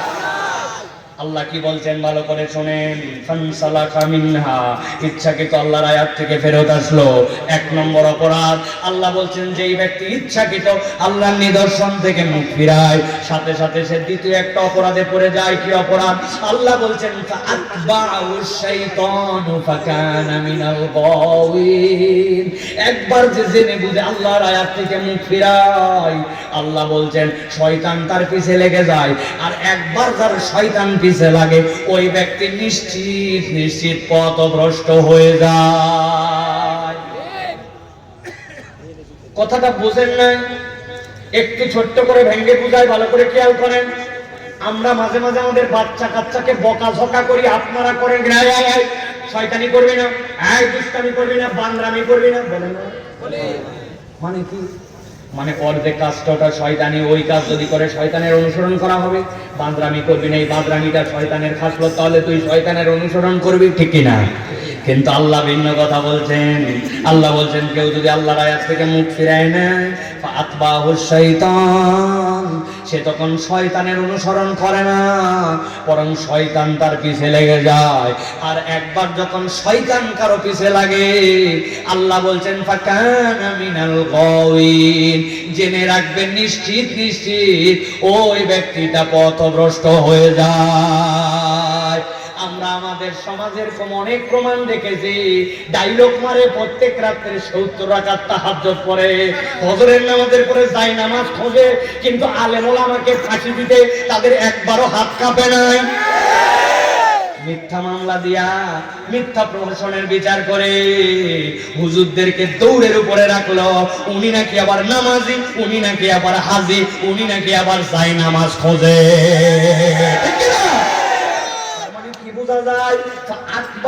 শয়তান ও শয়তানের অনুসরণ করেনি, শয়তানি ওর ইমাম বানাইছিল, ঠিক কি না? আল্লাহ রাব্বুল আমিন বলছেন চলেন, সামনে চলেন, গভীর মনোযোগ, ঠান্ডা মাথায় প্রত্যেকটা কথা বোঝেন। আল্লাহ বলছেন ওয়ালাউ শি'না লারাফানাহু বিহা, যদি আমি আল্লাহ চাইতাম আর সে যদি আল্লাহর বিধান মেনে নিত, লারাফানাহু বিহা, আমি আল্লাহ তার মর্যাদা আসমানে উঠাতে পারতাম। সুবহানাল্লাহ। কিন্তু ওই লোক কি করলো? ওই লোক প্রথমে অপরাধ করছে, জেনে বুঝে আল্লাহর আয়াত থেকে সরে গেছে। 2 নম্বরে শয়তান তার অনুগামী হয়েছে। আল্লাহ বলছেন, নবী বলেন, সে আল্লাহর বিধান মেনে নিলে আল্লাহ মর্যাদা বাড়াতে পারতেন, কিন্তু সে এই 2 অপরাধ করেই থেমে থাকে নাই, সে আরো নতুন 2টা অপরাধে দাখিল হয়েছে। তাহলে আগে ছিল অপরাধ 2টা, সামনে আছে 2টা, একসাথে এক ফোঁটে বলেন তো টোটাল অপরাধ তাহলে কয়টা? কয়টা? হয় নাই? হাতগুলা নিচে নামানোর কোন করে? তাতে নামো না। আমি যেই না বলবো টোটাল অপরাধ কয়টা, একসাথে তুলে বলবেন 4টা। বলেন তাহলে টোটাল অপরাধ কয়টা? 4টা। সব হাত ওঠে নাই, আরেকটা সুযোগ দিলাম, হাত নামান। টোটাল অপরাধ কয়টা? 4টা। ওই যে পিছনে লাল গেঞ্জি পরা একজন উঠায় না, আরেকটা সুযোগ দিলাম, হাত নামান। পকেটে হাত বের করেন আপনি, জ্যাকেট। হ্যাঁ, বলেন টোটাল অপরাধ কয়টা? 4টা। অনেকেই চিন্তা করতেছে যে আমার পুলিশ ভাইরা হাত তুলছে, আপনারা কি হয়েছে? হাত নামান। অনেকেই ভাবতেছেন হুজুর কি এক হুজুর নিয়ে আসলো, হাত তোলো, হে করো, হে করো। কারণ আছে ভাই, কারণ আছে। ওয়াজ কম হচ্ছে না এলাকায়, কিন্তু আমাদের অধিকাংশ ওয়াজ বাড়িতে যায় না। কালকেই যায় বলবেন একটা বক্তা ছিল আমাদের মাদ্রাসার সভাপতি সাহেব, ফাটাফাটি। বউ জিজ্ঞাসা করছে কি ফাটালো, বলছে তা বলতে পারবো না, কিন্তু ওয়াজ ফাটাফাটি হয়েছে। ও বাবা, ওয়াজ বলে ফাটাফাটি হলো, কিন্তু উনি বলতে পারে না কিছু। এইরকম ওয়াজ আমি করি। আমার টার্গেট ফাটাফাটি না, আমার টার্গেট হচ্ছে জোড়াতালি দিয়া অন্তত এই ওয়াজটুকু বাড়িতে পৌঁছানো, ঠিক না? এই জন্যই কষ্ট করতেছি, তাছাড়া এত কষ্ট করা লাগে না। তাহলে বলেন টোটাল অপরাধ কয়টা? মাশাআল্লাহ, আলহামদুলিল্লাহ। আমার মা বোনেরা ওয়াজ শুনতেছে, প্রজেক্টর দিয়েছেন নাকি? মা বোনেরা ওয়াজ শুনতেছেন, আপনি জানেন না। আমি বলি কি করতেছে, যাওয়ার পরে দেখছে যে ছোটবেলায় একজন, ওর বিয়ে হয়েছে, বিয়ে হয়ে বাচ্চা কোলে করে নিয়ে এসছে। আরে তো তোর আবার বেটি হচ্ছে, এই যে গল্প উঠছে বা পুরা ওয়াজ গল্প, ঠিক কি না? অনেকে একটা কোলে করে ব্যাটারি আনছে, ব্যাটারি দিয়ে তো ভলিউম ছাড়ছে, বাকি লোকের ওয়াজ আর নাই, আছে কি না? হ্যাঁ মা বোনেরা, ফাও ফাও খালি এসে বসলেন আর চলে গেলেন হবে না, কথা শুনে সুন্দর করে বুঝে যেতে হবে। এই ওয়াজ আমাকে অনেক সময় মাঝে মাঝে 2-1 জায়গায় লিখে দেয়, হুজুর একটু মেয়েদের ওয়াজ করেন। আমি বললাম কোরআনে কোথায় আলাদা করে মেয়েদের নামাজের ওয়াজ আছে? কোথায় আছে? মেয়েদের আলাদা হজের ওয়াজ কোথায় আছে? যাকাতের ওয়াজ কোথায় আছে? ছেলে আর মেয়েদের 90% ওয়াজই এক, ঠিক কি না? 10% আলাদা, সেটা মাসলা মাসায়। আমি মা বোনদেরকে বলবো এই জন্য ভালো করে কথা শোনেন। আমাকে যদি দেখতে পান ভালো, না পারলে মাইকের কথা শুনতেছেন, আমাকে দেখানোর দরকার নাই, আল্লাহকে দেখাই। আপনারা সবাই হাত তুলে বলেন তাহলে আজকের আলোচনায় টোটাল অপরাধ কয়টা? আপনারা না, মহিলারা হাত তুলছে, মা বোনেরা 4টা। হ্যাঁ, ভালো করে কথা শুনেন। তাহলে প্রথম বলছি 2টা, ঠিক না ভাই? 1 নম্বর হচ্ছে জেনে বুঝে আল্লাহর আয়াত থেকে মুখ ফিরাইছে। 2 নম্বর শয়তান তার পিছে লেগে গেছে। আল্লাহ রাব্বুল আমিন বলছেন ওয়ালাউ শি'না লারাফা'নাহু বিহা, যদি আমি আল্লাহ চাইতাম তার মর্যাদা আসমানে উঠাইতে পারতাম। কিন্তু এই ব্যক্তিরা 3 নম্বর অপরাধে ঢুকলো। কি অপরাধ? আল্লাহ বলছেন ওয়ালাকিন্নাহু আখলাদা ইলাল আরদি ওয়াত্তাবা'a হাওয়া। তাদের 3 নম্বর অপরাধ হচ্ছে ওই মানুষগুলা আখলাদা ইলাল আরদ, নিরেট দুনিয়াদার হয়ে গেল, তাদের মুখগুলা জমিনমুখী করে দিল। আরবিতে খুলদুন মানে ওই ধরনের প্রাণী, যেই প্রাণীর 4টা পা আর তার একটা মুখ থাকে। ও যদি পোয়াল খায়, ও যদি ঘাস খায়, ও যদি পানি খায়, যাই খাক না কেন ওর মুখ নিচের দিকে দিতে হয়। আবার মাঝে মাঝে মুখ উঁচু করে, কিন্তু যখনই তার মাথাটা ছেড়ে দেয় বেসিক হিসাবেই তার মুখ জমিনের দিকে নেমে যায়। চিনে থাকলে বলেন তো এরকম একটা প্রাণীর নাম কি? গরু। আরেকটা প্রাণীর নাম বলেন, আরেকটা প্রাণীর নাম বলেন। কিন্তু এরকম অনেক ছাগল আছে, আপনি দেখছেন সিমের গাছ লাগাইছেন, ছোট্ট একটা গাছ লাগাইছেন, ও 2 পা উঁচু করে ওই জায়গা থেকে মাথার পাতাটা খাইয়া ফেলায়, আছে কিনা? কিন্তু বেশিক্ষণ নয়, ওই পা উঁচু করলেও আবার সে জমিনমুখী হয়ে যায়। আল্লাহ বলছেন ওয়ালাকিন্নাহু আখলাদা ইলাল আরদ, এইটা হচ্ছে পশুর স্বভাব। কিন্তু দুনিয়াতে এমন কতগুলা মানুষ আছে হালাল হারাম চেনে না, আল্লাহর বিধানের তোয়াক্কা করে না, আল্লাহকে পাত্তা দেয় না, তারা জান্নাত জাহান্নামের কোনো কেয়ার করে না। ও কেবল দুনিয়ার সাথে নিরেট দুনিয়াদারিতে নিমজ্জিত হয়ে যায়। এরকম লোক আমাদের মধ্যে আছে কিনা? আছে? দেখেন আমি 2টা লোককে চিনাই দেই, যদি চিনে থাকেন তো নাম বলেন আপনারা। আপনি বেনাপোল বাজারে বাজার করতে গেছেন, ঈদের মধ্যে যশোরে গেছেন বাজার করার জন্য। যাওয়ার পরে যেই না কোনো একটা জিনিস পছন্দ হয়েছে আপনি নিবেন, দেখেন দোকানদার আপনাকে বলতেছে ভাই আপনার মতো চেনা লোক বলে কেনা দামে দিলেন। আছে না ভাই? বাপ দাদার জন্মে আপনার দেখে নাই, বলতেছে চেনা লোক, কেনা দামে দিলাম বলে 500 টাকা কাল্লা কাটে ফেলছে। আছে কিনা? দোকান হালাল, জিনিস হালাল, আইটেম হালাল, কিন্তু নিরেট একটু ব্যবসা বানানোর জন্য মিথ্যা কথা বলে ব্যবসা করে। আছে কিনা? এরকম অনেক লোক আপনি খুঁজে পাবেন, এত বড় দাড়িওয়ালা, সকালবেলা হাতের মধ্যে কোদাল নিয়ে মাঠে রওনা হয়েছে। লোকজন বলছে চাচা এত সকালে পরিধান করে আমি ধুয়ে যাই, কি ধরনের এত সকালে ধুয়ে যাচ্ছেন? বলতেছে বাবা রোদ উঠলে আমি কাজ করতে পারছি না। আসলে টাউট নাম্বার 1, উনি কাজ করতে যায় না। উনার জমির সাথে যার জমি লাগানো, ওই জমিওয়ালা এখন আল কাটতে পারে নাই। উনি আগে আগে যায় আল কাটার নাম করে জমিটা একটু 4 আঙ্গুল ঠেলতে চায়। এরকম লোক এলাকায় নাই? ভালো করে বোঝেন, আপনার জমি 1 বিঘা, ওইটার খাজনা, ওইটার খারিজ, ওইটার জমি, ওইটার পর্চা সব আপনার, কিন্তু মাত্র জীবনে 4 আঙ্গুল ঠেলছেন। ওইটার মধ্যে 5 কেজিও ধান হয় নাই, সরষা হয় না। আপনার হালালের সাথে হারাম মিশে গেছে, মুরব্বী লোভ সামলাতে পারে না। ঠিক কিনা? আছে কিনা? এরকম আছে কিনা? আল্লাহ বলছেন ওয়ালাকিন্নাহু আখলাদা ইলাল আরদ, নিরেট দুনিয়াদার হয়ে গেছে। কত আপনি খুঁজে দেখবেন, কবে বাপ মরে গেছে বলে গেছে বোনের সম্পত্তি ফিরাই দাও, উনি হজ করে চলে আসছে, আজ পর্যন্ত বোনের সম্পদ দেয় না। আছে না? ছেলে মেয়ের মধ্যে বেইনসাফ করছে, এরকম লোক নাই যশোরে নাই, বেনাপোলে নাই। হজে যাওয়ার আগে বিরাট বড় খাওয়া দাওয়া গরু দিয়া, কথা বলেন, দোয়া করে টোরে জনগণকে বলছে আর ফিরবো কি ফিরবো না আমি জানি না, বাবা দোয়া করো। ছেলে মেয়েদেরকে ডাক দিচ্ছে, 20 বিঘা মাঠে জমি আছে, ওই জমির মধ্যে 2টা ছেলে 2টা মেয়ে।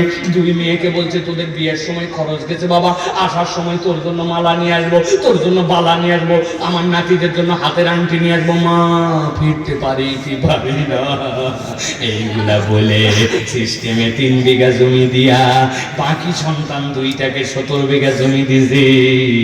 দিয়া হাজী সাহেব মক্কায় চলে গেছে। খানায় কাবা দেখার পরে তো উনার অনুভূতি জেগে গেছে, উনি কাবা দেখে এমন কান্না কানতে শুরু করছে, লোকজন অবাক। চিন্তা করছে সবাই কান্দে, কিন্তু এই হাজী সাহেব এত বেশি কান্দে কেন? ওর দোয়া একটু শরীক হই। হাজীর দোয়ায় যেই না শরীক হয়েছে দেখে হাজী সাহেব বলতেছে আশা রাখ দিয়া আল্লাহ একটু ভুল করে ফেলছে। আল্লাহ আল্লাহ মেয়েদেরকে 3 বিঘা জমি আর ছেলেদেরকে 17 বিঘা দিয়া আল্লাহ চলে আসছি। কামাই কাবা দেখলে সব গুনাহ মাফ হয়। আল্লাহ মেহেরবানি করে আমার এই ভুল মাফ করে দে। বুঝে থাকলে বলেন, বান্দাকে ফাঁকি দিয়া বান্দার হক নষ্ট করে খানায় কাবায় যায় দোয়া করলে দোয়া কবুল হবে। কথা বলে তাহলে যেই লোক রাস্তার খোয়া খেয়ে ফেললো, রাস্তার বালু খেয়ে ফেললো, দেশের ব্যাংকের টাকা পাচার করে দিল, রেমিটেন্সের টাকা যেইগুলো আসলো ওইগুলা দিয়ে কানাডায় বাড়ি বানায় ফেললো, আর টুক করে দেশ থেকে বানায় গেল, মনে করতেছে বেঁচে গেল। বেঁচে যাওয়া কি এত সোজা? বলতো খেলা শুরু, দেখি না কি এর খেলা হয়, ফাউল প্লেয়ার কথা আন্দাজে একবার প্রতিবন্ধী আন্দাজে একটা আনফিট, আবার অন্য লোক বললে তাও একটা কাজ হতো, দেখি না? ভালো করে বোঝেন তাহলে। ওয়ালাকিন্নাহু আখলাদা ইলাল আরদ, আল্লাহ বলতেছেন ও হইছে নিরেট দুনিয়াদার। ও জানতো আল্লাহ রাব্বুল আলামিন বান্দার হক নষ্ট করলে মাফ করবে না, কিন্তু তারপরেও আল্লাহকে পাত্তা দেয় নাই। এরকম লোক আছে কি না? কথা বলেন, আছে কি না? 4 নম্বরে আল্লাহ বলছেন ওই মানুষের আর একটা অপরাধ। কি অপরাধ? আল্লাহ বলছেন ওয়াত্তাবা হাওয়া। নবী আপনি বলে রাখেন তার 4 নম্বর অপরাধ হচ্ছে সে নিজের প্রবৃত্তির অনুগামী হয়ে গেছে। কতটুকু ইসলাম পছন্দ হয় মানে, আবার যেখানে ইসলাম ভালো লাগে না ওইটা বাদ দেয়। আল্লাহকেও রাখে, সমাজকেও রাখে, আল্লাহকেও রাখে, নিজের ইচ্ছাকেও রাখে। এইরকম ধান্দাবাজ মার্কা মুসলমান আছে কিনা? আছে না? মুরব্বী আপনি মুখে একদম দাড়ি রাখলেন না কেন? কি সমস্যা? বয়স তো 70 পার। তোমার চাচি আমার লাইক করে না, চাচি লাইক করে না, দাড়ি রাখলে আনস্মার্ট লাগে। আছে কিনা? ভালো করে বুঝেন, কথার ধাক্কা কিন্তু অনেক দূর যায়। আপনি যদি বলেন দাড়ি রাখলে আনস্মার্ট লাগে, আল্লাহ নবীকে বললেন ওয়া ইন্নাকা লাআলা খুলুকিন আযীম, আমি আমার নবীকে উত্তম চরিত্র পৃথিবীর শ্রেষ্ঠ স্মার্ট বানাইছি। আর আপনি বলছেন দাড়ি আনস্মার্ট। আপনি নবীকে আনস্মার্ট বলে ফেলতেছেন, বুঝতেছেন না আপনার ঈমান চলে যেতে পারে। কথা বলেন ঠিক কি না? অনেক যুবক আছে দাড়ি রাখো নাই কেন ভাই? বলে হুজুর সামনে বিয়ের কথাবার্তা হচ্ছে, যার সাথে কথা হচ্ছে ওই মেয়ে আবার দাড়ি লাইক করার আগে বলে দিছো। আমি এটা ফতোয়া দিয়ে গেলাম, এলাকায় কোনো কওমি মাদ্রাসা থাকলে যাই শুনে নিবা। যদি কোনো মহিলা তোমাকে দাড়ির কারণে অপছন্দ করে, তাহলে বিয়ের কথাবার্তা শুনলে ওই মেয়েকে বিয়ে করা জায়েজ নাই। বেকল ইসলামের শরীয়তের ফরজ বিধান, ওয়াজিব বিধান পছন্দ করে না, সে কেমনে তোমার জীবন সঙ্গী হবে? তার মানে তো সে দিনদার না, ঠিক না? এই জন্য প্রিয় ভাইরা, কোনো অজুহাত নাই, অজুহাত কিচ্ছু নাই। ওয়াত্তাবা হাওয়া, কেবল মনের শয়তানির কারণে আমরা এটা করতে পারি না। আছে কি না? ওই যে ঢাকায় নাকি একজনকে মুখের মধ্যে কোন ছোট চিকন দাড়ি আছে না অনেকের ভাই, এদিক ওদিক নাই, কয়েকটা এদিক দিয়ে দাঁড়িয়ে আছে। পরে বলছে তো দেখতে ছাগল ছাগল লাগে। ও বলছি you are absolutely right sir. কি বললি? আমি তোরে টিটকারি করলাম আর তুই বলতেছিস ঠিক বলছেন, অ্যাবসলিউটলি রাইট। আবার কেমন কথা বলতেছে? যা সত্য আপনি তাই বলছেন, আমার এখানে মন খারাপ করার কি আছে? ছাগলের মতো দাড়ি বলেই তো ছাগল ছাগল বলছেন। তবে স্যার আপনি সাহস দিলে আপনাকে একটা কথা বলতে চাই। বলছে বল বল বল, কি বলবি বল। তুই যেহেতু বলছিস যা মাইনে নিয়েছিস। বলছে স্যার আমার দাড়ি ছাগলের মতো জন্য আপনি বলছেন ছাগল দেখা যায়, তবে আপনাকে দেখলে আমার কুত্তা কুত্তা লাগে। এই তো বলে ফেলছে, আমার বলা লাগে না, ঠিক না? আমি আর বলতে চাই না প্রিয় ভাইরা, কোনো কারণ নাই। ওয়াত্তাবা হাওয়া, আপনি আবার অন্তরের অনুগামী হয়েছেন।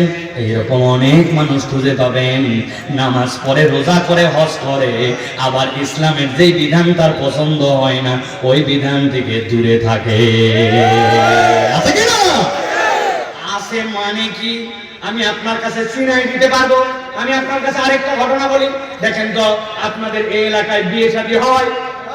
কথা বলেন, হয়? বিয়ে শাদী হয়, বিয়ে শাদীতে খালাতো বোনের বিয়ে, মামাতো বোনের বিয়ে, আত্মীয় স্বজনের বিয়ে হয় কিনা? দেখেন তো ইসলামের বিয়েটা একটু মিলান। ইসলামের বিয়ের 3টা বিধান। 1 নম্বর আল্লাহ বলছেন ইজাব আর কবুল ফরজ। 2 নম্বর আল্লাহ রাব্বুল আলামিন বলছেন ওয়াতুন নিসা সাদুকাতিহিন্না নিহলা, তোমার সাধ্য অনুযায়ী মহিলাদেরকে দেনমোহর দিতে হবে, এটাও আল্লাহর পক্ষ থেকে দেওয়া ফরজ। 3 নম্বরে নবী বলছেন আউলিম ওয়ালাউ বিশাতিন, ছেলের বাড়িতে আনার পরে একটা ছাগলের বাচ্চা দিয়ে হলে ওলিমার অনুষ্ঠান করো। ইসলামের বিয়ের আনন্দ, ইসলামের বিয়ের আনন্দ, মজা, ফুর্তি যা কিছু আছে এই 3টার মধ্যেই বিশেষ। কিন্তু আপনাদের বেনাপোল অঞ্চলে, যশোর অঞ্চলে, আমাদের দেশে কি এই 3 মধ্যেই বিয়ে শেষ? কি কি আছে? 7 দিন আগ থেকে হলুদ সন্ধ্যা, 3 দিন আগে মেহেদি সন্ধ্যা, 10 দিন আগের থেকে এলাকার সেরা সেরা ডেক বক্স নিয়ে যায় বাড়ির সামনে 2 পাশে লাগায়া এলাকাকে জানান দেওয়ার মতো ইংলিশ গান চলতেছে। আছে কি না? সেই বাড়িতে গান চলতেছে, ওই বাড়ির থেকে আসরের সময় হাজী সাহেব নামাজ পড়ার জন্য বার হয়েছে। লোকজন তো চাই বাড়িতে এত গান বাজনা, এত হই হুল্লা, এত ধরনের বেহায়াপনা আমাদের তো সহ্য হয় না, মানুষের তো অসুস্থ হয়ে গেল। থাম থাম থাম, তোরও বেটি আছে। আমি কি গান করতে চাইছি নাকি নাতি নাতকুররা করে? এলাকার লোক ডিমান্ড করছে ইয়াংদেরকে একটু করতে দেওয়া লাগে। অত রাগ করিস না, একদিন চল নামাজ পড়ে আসি। আছে কিনা? হাজী সাহেব নামাজ পড়ে হজ করে আসছে, আবার গান বাজনাকে নাতি নাটকুর এলাকাবাসী যুবক এইগুলা অজুহাত দিয়া জায়েজ মনে করে। এইরকম নামাজি, এইরকম মুসলমান আছে কিনা? আমার আল্লাহ বলছেন ওয়াত্তাবা হাওয়া, ওই মানুষগুলা অন্তরের অনুসরণ করে। আল্লাহ বলছেন এটা এমন ভয়ঙ্কর রোগ, নবী আপনি জানায় রাখেন। 1 নম্বরে বলেছে আল্লাহর আয়াত জেনে বুঝে অস্বীকার করা, 2 নম্বর শয়তানের অনুগামী হওয়া, 3 নম্বরে নিরেট দুনিয়াদার হওয়া, 4 নম্বরে আমার মন যেরকম চাই সেরকম ইসলাম পালন করা। অনেক মা বোন আপনি খুঁজে পাবেন এত সুন্দর মহিলা তো দেখি নাই, আপনি না এত সুন্দর মহিলা উল্টা পাল্টা বলতেছিস, আমি তো তসলিমা বুঝে হায় হায় সারা জীবন আপনার বোরখা পরে দেখছি, চিনবো কেমনে? বলছে বিয়া একবারই মানুষের হয়, বাইরের বিয়ে, আত্মীয় বিয়ে 2000 টাকাতে মেকআপ করে আসছে, আজকেও যদি বোরখা পরি তো দেখাবো কোন দিন। আছে কিনা? ওই মহিলা বিয়ের দিন বোরখা পরে না, ঈদের দিন উলঙ্গ হয়ে ঘুরে বেড়ায়, আবার সিজন মতো মাহফিলে আসলে বোরখা পরে, আবার বাজারে গেলে, শ্বশুর বাড়িতে গেলে বোরখা পরে। এরকম সিজনাল বোরখা পরা মহিলা আছে কিনা? আপনি অন্তরকে ইলা বানালেন নাকি আল্লাহর হুকুমে বোরখা পরলেন? হিসাব মিলানো লাগবে, ঠিক না? আমার আল্লাহ রাব্বুল আলামিন বলছেন যাদের মধ্যে 4 রোগ আছে, কথা সামনে দিকে যাচ্ছে, ভালো করে খেয়াল করেন, শেষের দিকে আসছে। আল্লাহ বলছেন ফামাসালুহু কামাসালিল কাল ইন তাহমিল আলাইহি ইয়ালহাস আও তাতরুকু ইয়ালহাস যালিকা মাসালুল কওমিল লাযিনা কাযযাবু বিআয়াতিনা। আল্লাহু আকবার। বলছেন নবী আপনি বলে দেন যাদের মধ্যে 4টা অপরাধ আছে, আল্লাহর কাছে তাদের একটা উদাহরণ আছে। আল্লাহ বলছেন আমাসালুহু কামাসালিল কালব, আল্লাহর কাছে তাদের উদাহরণটা হচ্ছে কুত্তার মতো। মুখ দিয়ে উচ্চারণ করে বলতে হবে, আল্লাহর কাছে তাদের উদাহরণ কার মতো? বলেন কুকুরের মতো। একটা মুখ বন্ধ থাকবে না, একসাথে সবাই বলেন কুকুরের মতো। চিৎকার করে বলো কুত্তার মতো। ভাবতেছে হাই হাই হুজুর কুত্তাও সারবার বলাচ্ছে, বিনা কারণে নয়, আপনার অন্তরে গেঁথে দেওয়ার জন্য। আপনি যা ভাবতেছেন তা নয়, আপনি ভাবতেছেন আল্লাহর আয়াত থেকে জেনে বুঝে মুখ ফিরাইছে, শয়তানের অনুগামী হয়েছে, নিজের দুনিয়াদার হয়েছে, মন পছন্দ জিন্দেগি চালায়। আল্লাহ বোধহয় কুত্তার উদাহরণ বলছে, কুত্তা বিরাট খারাপ প্রাণী, নাপাক প্রাণী, কুত্তা বিরাট বড় আল্লাহর বাজে সৃষ্টি, এই জন্য বোধহয় আল্লাহ বলছে কুত্তার উদাহরণ। জিনা জিনা,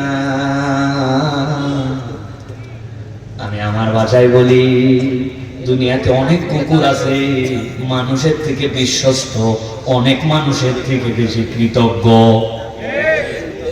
আপনি ঠিক বলছেন না বুঝার, আমার কাছে প্রমাণ আছে, আমার কাছে প্রমাণ আছে। আমি বিকালবেলা একদিন এক দোকানে বসছি চা খাওয়ার জন্য, বহু জায়গায় এই কথা বলছি আমি, যেই না চা খেতে বসছি, আমার একটা বদ অভ্যাস, চায়ের মধ্যে একটু বিস্কুট চুবাই খেলে আমার ভালো লাগে। আপনাদের অভ্যাস আছে নাকি? কারা কারা আছেন আমার দলে?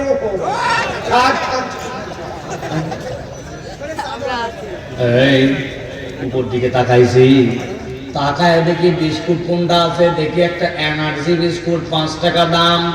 কয় পিস থাকে ভাই? মাল কমাই দিছে একটা, জানেন না? এত বড় বড় এক একটা চিপসের প্যাকেট, তাহলে ঝনঝন করে, ওটা ঠিক না? মাল নাই ভাই, চিপসের মধ্যে এত অক্সিজেন দেওয়া লাগে কেন আমি তো বুঝলাম না। মাছ বাঁচানোর জন্য অক্সিজেন লাগে পলিথিনের মধ্যে, কিন্তু চিপস বাঁচানোর জন্য এত অক্সিজেন, ধান্দাবাজ, ঠিক না? মাল কমাই দিতে কিন্তু দাম ঠিক রাখছে। বিস্কুট একটা নিয়েছি, বিস্কুট নিয়ে যেই না চায়ের মধ্যে ডুবাইছি, ডুবানোর সাথে সাথে কোত্থেকে একটা লোক উদয় হয়েছে। আমার বলছে, সাহেবুল্লাহ ভাই, 5 বছর আপনার ওয়াজ শুনি, আমার তো আপনাকে দেখে এখানে অবাক হয়ে গেছে, আপনি কি সেই লোক কিনা আমার তো বিশ্বাস হচ্ছে না, আমার তো হাত পা কাঁপতেছে। আমি বললাম ভাই বহুত কথা বলছেন, এখনো সালাম দেন বলছো, সালাম দিছে। সালাম দেওয়ার পরে এরকম হয় কিন্তু, মানুষের মহব্বতের লোক দেখলে এরকম হয়, ঠিক কিনা? সাথে সাথে বললাম ভাই বসেন, আমার সাথে একটা চা খান, পরে কথা হবে আপনার সাথে। এই যে এই লোক আমার সাথে কাহিনীটা করছে, 10 সেকেন্ড চলে গেছে, আমি যে বিস্কুটটা নামিয়েছিলাম ওই বিস্কুটটা চায়ের মধ্যে চুবানোই ছিল। এখন বিস্কুটটা আস্তে করে তুলে মুখের কাছে নিয়ে আসতে আসতে দেখি বিস্কুট অ্যাক্সিডেন্ট করছে। যে বিস্কুট অ্যাক্সিডেন্ট করছে করে সাইডে পড়ছে, পড়া মাত্র দেখি দূরে একটা কুত্তা বসা আছে। ওই কুকুর মাথাটা নিচু করে লেজ ডাউন দিয়া নড়তে চড়তে আমার পায়ের কাছে চলে আসছে। আমি যেই না পা সরাইছি দেখি মাথা নিচু করে 3 বার ফিবা করে, বিস্কুট নাই। ওই দিনের মতো আমার চা খাওয়া শেষ। পরের দিন আবার ওই দোকানে এসে বসছি, যেই না বসছি কোত্থেকে একটা কুকুর আসছে, মাথা নিচু করে লেজ নামায়া আমার কাছে এসে ডিস্টার্ব করে। আমি দোকানদারকে বললাম কুত্তা সরান। বলছে হুজুর কুত্তা সরানো লাগবে না, আপনাকে ডিস্টার্ব করতে আসে নাই তো কেন আসছে? গতকালকে আপনি ওরে যে বিস্কুট খাওয়াইছিলেন, তাকায় দেখেন লেজ নামায় দেওয়া, মাথা নিচু করা, ও আপনাকে কৃতজ্ঞতা জানানোর জন্য আসছে।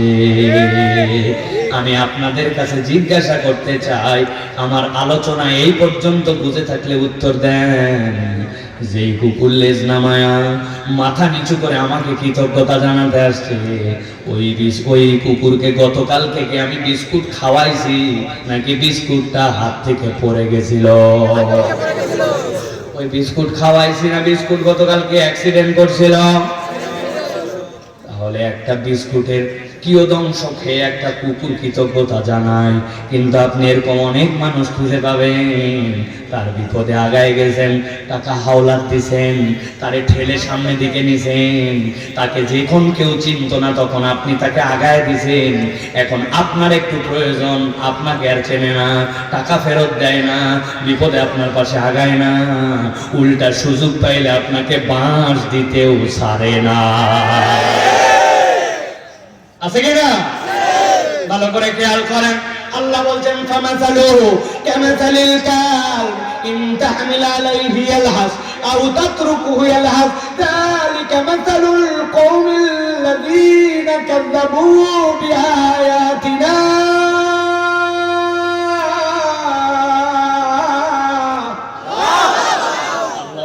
দুনিয়ার মানুষ, আমি কুকুরের উদাহরণ এমনি দেই নাই। তোমার মধ্যে যদি চারটের কোন অপরাধ থাকে, আমি আল্লাহ বলছেন তার উদাহরণ কুকুরের মতো। কুকুরের পিঠে তুমি বোঝা চাপালেও কুকুর হাঁপায়, বোঝা না চাপালেও কুকুর হাঁপায়। কুকুর স্বভাব চরিত্রে অস্থির। আরবিতে লাহাসুন শব্দের অর্থ জিহ্বা বের করে পিপাসার সময়ে পানি খাওয়ার জন্য প্রচেষ্টা করার নাম লাহাস। ওইটা শীতেও করে, গরমেও করে, পিপাসা পাইলেও করে, না পাইলেও করে। কুকুরের স্বভাব জিহ্বা বের করে রাখা, অস্থিরতা। আল্লাহ বলছেন তুমি আল্লাহর বিধান থেকে মুখ ফিরাইছো, শয়তানের অনুগামী হইছো, ইচ্ছা মতো জীবন চালাইছো, নিরেট দুনিয়াদার হইছো। আল্লাহ বলছেন, আল্লাহ চ্যালেঞ্জ দিলেন দুনিয়া আখিরাতে তোমার জীবনটা কুত্তার মতো অস্থির আর অনিরাপদ বানায় দিবে। ভাবতে পারি আমি দুনিয়ার জীবনে একটু অস্থিরতা হয় রে ভাই, কিন্তু মিলায় দেখেন আমাদের জীবন কারোটাই এখন স্থির না। কিসের পিছে ছুটতেছি, আমার কোনো চাহিদার যেন শেষ নাই। এই বাংলাদেশে একটা লোক 57,000 কোটি টাকা দেশ থেকে পাচার করছে। একটা মানুষের বাঁচতে কয় টাকা লাগে ভাই, কিন্তু তার তৃপ্তি হয় নাই। এরকম প্রত্যেকেই আমাদের জীবনে এখন, ঠিক না? শান্তিরা মুনাফিকের জিন্দেগি চলতেছে, সময় পরিবর্তন হয়েছে, হাওয়াটা গায়ে মাখে এখন তালে তালে চলতেছে, কিন্তু ভিতরে এখনো পরিবর্তন হয় না। আছে কিনা ভাই? চিনি আমরা চিনি। লোকের চেহারার দিকে তাকালে আল্লাহর দয়ায় 60% মানুষকে বুঝে ফেলি আমরা। যুবক, তরুণ ও আমার মুরব্বী, এই কথাটুকু আপনার সারা জীবনের পাথেয়, আমার জন্য পাথেয়। দুনিয়ার জীবন নয় অস্থির হলো, পার করেই দিলাম। বিপদ আসলো, পার করেই দিলাম। একটু না হয় চঞ্চলতার জীবনই পার করলাম। কিন্তু আল্লাহর সৃষ্টি 3 ভাগে বিভক্ত। একটা হচ্ছে ক্ষণস্থায়ী, একটা দীর্ঘস্থায়ী, আরেকটা চিরস্থায়ী। গাছপালা গরু ছাগল হইল, আবার সামনে চলে গেল। আল্লাহরই বানানো, কিন্তু এটা ক্ষণস্থায়ী। আসমান, চাঁদ, সিতারা আছে তো আছে, নষ্ট হবে একদিন, কিন্তু দীর্ঘস্থায়ী। আর একটা সৃষ্টি কেবল চিরস্থায়ী। আল্লাহ আপনাকে রূহের জগতে আমাকে তৈরি করলেন, এরপরে দুনিয়ায় পাঠালেন, এরপরে বিচ্ছিন্ন হয়ে যাবে, কবরে চলে যাবে, আবার উঠবে। উঠার পরে আল্লাহ জান্নাতে চিরস্থায়ী বা জাহান্নামে পাঠাবেন। আপনার আমার এই রূহ যেইটা, এইটা আল্লাহ চিরস্থায়ী করেছেন। আল্লাহ না চাওয়ার আগ পর্যন্ত এইটার শেষ নাই। তাহলে দুনিয়ার জীবন না হয় পার করলাম, কিন্তু আমার কবর, আমার পরকাল, আমার হাসর, আমার ওই পার, ওইটা যদি কুকুরের মতো হয়, আপনার আমার বাঁচার উপায় নাই, ঠিক না? তাহলে আমাদেরকে 2টা সিদ্ধান্তে আসতে হবে। 1 নম্বর, আমরা কি কুকুরের জীবন চাই না মানুষের? কথা বলেন। আল্লাহ যেভাবে শেষ করছেন আমি ওইভাবে শেষ করতেছি, খেয়াল করেন। আল্লাহ বলছেন নবীকে, ফাকসুসিল কাসাসা লাআল্লাহুম ইয়াতাফাক্কারুন। আল্লাহ বলছেন নবী আপনি এই গল্প বলেন, এই কিসসা জানান, লাআল্লাহুম ইয়াতাফাক্কারুন, আশা করা যায় তারা চিন্তা করবে। আজকের এই মাহফিল থেকে যদি আমরা চিন্তা ভাবনা করে বিদায় হই, তাহলে ওইটা মানুষের জিন্দেগি। আর চিন্তা ভাবনা না করলে ওইটা মানুষের জিন্দেগি নয়। তাহলে আমরা কি মানুষের জীবন চাই?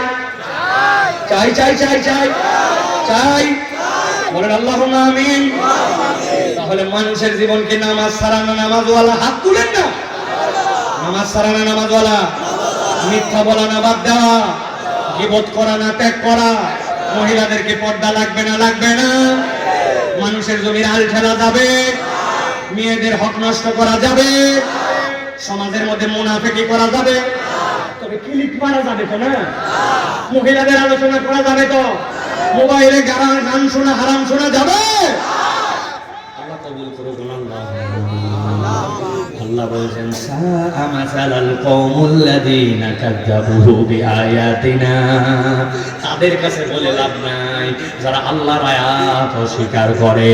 আমরা আল্লাহর আয়াত অস্বীকারকারী নই, আমরা আল্লাহর আয়াত মেনে নিয়েছি। ঠিক কি না? আল্লাহ আমাদেরকে কবুল করে বলেন আল্লাহুম্মা আমিন। সুন্দর করে বলেন আল্লাহুম্মা আমিন। আমরা দুই পর্বে আলোচনা করেছি। প্রথম পর্বের কথা মনে আছে? আল্লাহ হচ্ছেন রাজ্জাক, মনে আছে? ওই আল্লাহ সব করতে পারেন বান্দা যদি কোরআনের সাথে থাকে। সামারি করলাম। দ্বিতীয় পর্বে আপনাদেরকে বলেছি আল্লাহ বান্দাকে কুকুরের জীবন দিতে চান না, মানুষেরটা দুনিয়া এবং আখিরাত। মানুষ কুকুরের জীবন চয়েস করে নেয়, ভুল করে চারটা। ওই চার ভুল থেকে যদি বেঁচে থাকি রব্বুল আলামিন আমাদেরকে আমাদের দুনিয়া আখিরাত কল্যাণকর করে দিবেন। বলেন আল্লাহুম্মা আমিন। এই আলোচনা বাড়িতে যাবে তো ভাই ইনশাআল্লাহ? আল্লাহ কবুল করুন, আল্লাহুম্মা আমিন।